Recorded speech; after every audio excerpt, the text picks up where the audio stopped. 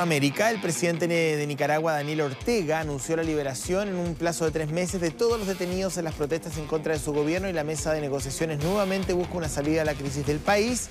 Los detalles con Jorge Luis Calderón de Diario León de Noticias de Nicaragua. Un gusto en saludarlo, buenos días. Muy buenos días, José Antonio. Un saludo a toda la apreciable teleaudiencia y a los que nos escuchan en otras latitudes del mundo a través de las diferentes aplicaciones de Internet. Muchas gracias. Me gustaría partir preguntándole por este espacio de retomar diálogo que se abre en Nicaragua luego de muchos meses de crisis.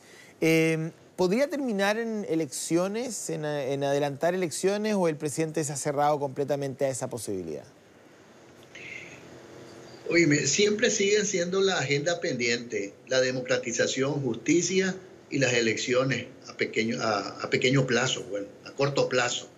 No esperar, digamos, como en el 2021, incluso ya han salido algunas propagandas en gorras, en camisetas, de que Daniel Ortega aspira a un nuevo periodo presidencial en el 2021. Entonces, y eso lo digo porque es lo que mostraron en una inauguración que hubo de un desnivel, una carretera costosa que se dio en la capital el pasado viernes, y entonces esa es otra situación, que sale una propaganda y él está consciente de eso también. Él promueve junto con todo su equipo que va a las elecciones en el 2021, y eso ya crea una inconformidad, una incertidumbre, una falta de seriedad a la hora de poner en el tapete de las negociaciones, Jorge, una agenda que incluso claro, es lo compatible de todo que todo el mundo espera. Entiendo, porque al final hay una doble lectura de que efectivamente cualquier esfuerzo del gobierno, el objetivo no es lograr efectivamente la democratización del sistema, sino lograr que el presidente se perpetúe en el poder. Pero me gustaría preguntarte, ¿cuán dañada está la democracia nicaragüense hoy día? Oí la pregunta, ¿cuán dañada está? Podemos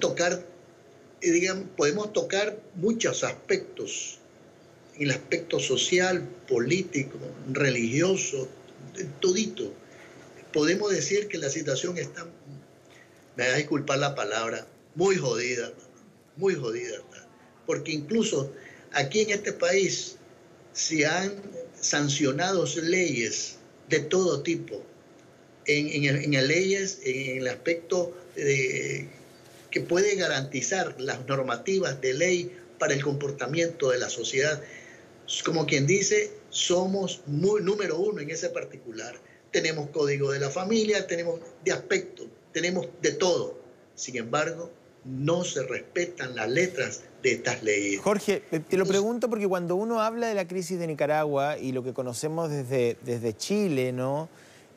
Siempre personaliza y centraliza las responsabilidades en el presidente Ortega, en su mujer, Rosario Mancilla, y también en la oposición. Pero ¿qué ocurre con el Parlamento? Me imagino que hay un Parlamento, que hay parlamentarios, que hay partidos políticos que tendrán alguna posición que tomar, que empujarán al Ejecutivo a tomar alguna decisión en dirección a la pacificación y a la democratización. ¿Qué pasa con el resto de los poderes del Estado de Nicaragua?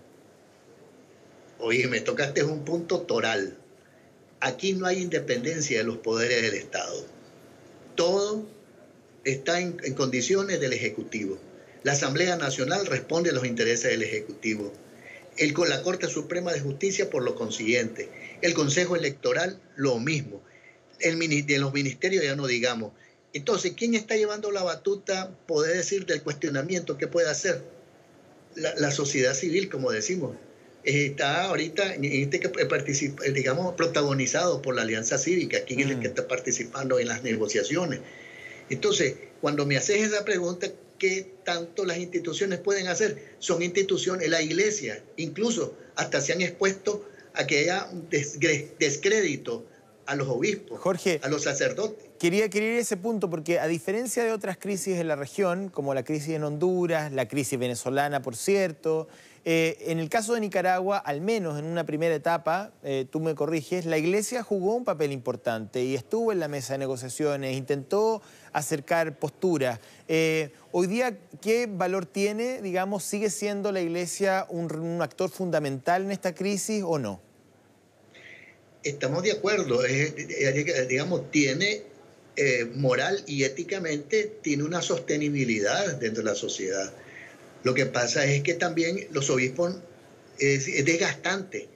¿Cuánto tiempo tiene este diálogo? Desde el 27 de febrero. Ya vamos a cumplir un mes prácticamente el próximo miércoles. ¿Qué es lo que se ha avanzado? Muy poco. Incluso cuando tocas un tema, por ejemplo, el de los presos políticos, la lista que tiene el gobierno no coincide con las otras listas. Se tienen 3 listas de sectores independientes al gobierno. El gobierno solo reconoce 347 personas detenidas y las otras son 647. Entonces, y la Comisión de la Proliberación de los Reos Políticos hablan de 802. Entonces, hay una situación que preocupa, que el gobierno mismo no ha sido muy responsable en sus informaciones. Entonces, ¿qué podés esperar de esto? O un mes, muy poco se ha avanzado. Ahora, otra cosa, si vos estás en negociaciones, todo el mundo está a la expectativa de esto. La represión no ha cesado. La policía ya anda normal, ya anda asediando a familias, a jóvenes, los presos siguen Jorge, echando presos gente. La libertad de prensa, ¿Sí? Me imagino que también se ha visto afectada. A ver si me puedes comentar algo de eso. Bueno, en ese particular también. ¿Por qué razón? La libertad de prensa en relación también a la libertad de movilización que pueda tener la sociedad. Y cuando hay estas movilizaciones, ¿quiénes son los que van a dar cobertura a estas actividades, a estos eventos? La prensa independiente.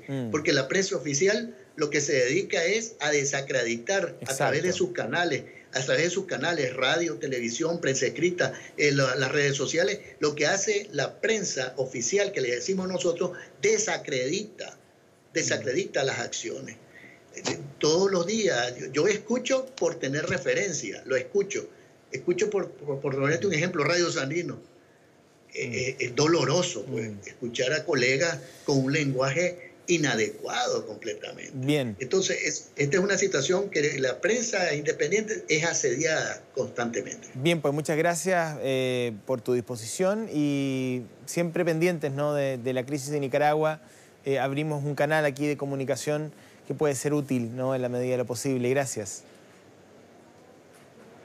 De acuerdo, José Antonio, y a ustedes les agradezco la confianza que nos han brindado. Ya estamos teniendo una tercera entrega.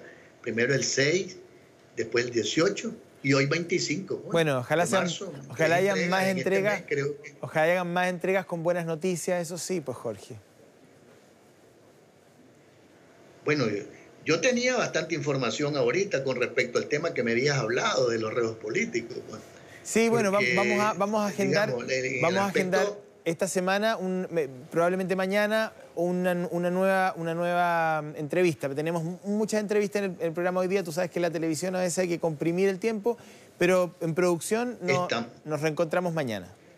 De acuerdo. Mucho gusto, José Antonio. Gracias a todos ustedes. Buenos días.